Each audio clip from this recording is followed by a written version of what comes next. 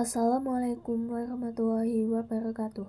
Tepangaken nami kula Hani Maftuhah absen 18 saking kelas S12. Puluhan petugas gabungan nemokaken gaman, ganja, ugi omben-omben ingkang ngandhut alkohol nalika dinten Jumat 12 Mei 2012 ugi kampus UNM ingkang wonten Dalan Tambung, Sulawesi Selatan. Polisi kagungan pemanggih bilih mahasiswa ingkang sami gelut punika amargi alkohol. Kedadosan ingkang sampun kelampahan kados boten wonten tuntasipun. Amargi wonten pemanggih gaman punika wonten kampus UNM kemawon. Ngendika Kepala Kepolisian Edwin Wantono, ganja ugi timbangan ditemokaken wonten lantai kalih Fakultas Seni.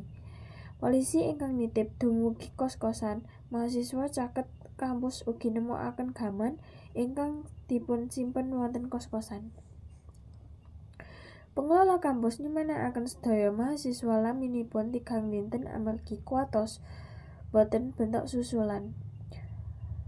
Pembantu kepolisian badhe tegas ngendika sedaya kejahatan ingkang wonten nglebet kampus punika kedah dipun ditangani. Kepolisian ugi pikantuk sanksi akademik ingkang badhe nyusul. Ngendikanipun Sofyan. Menika pawarta saking kula. Wassalamualaikum warahmatullahi wabarakatuh. Oh wow!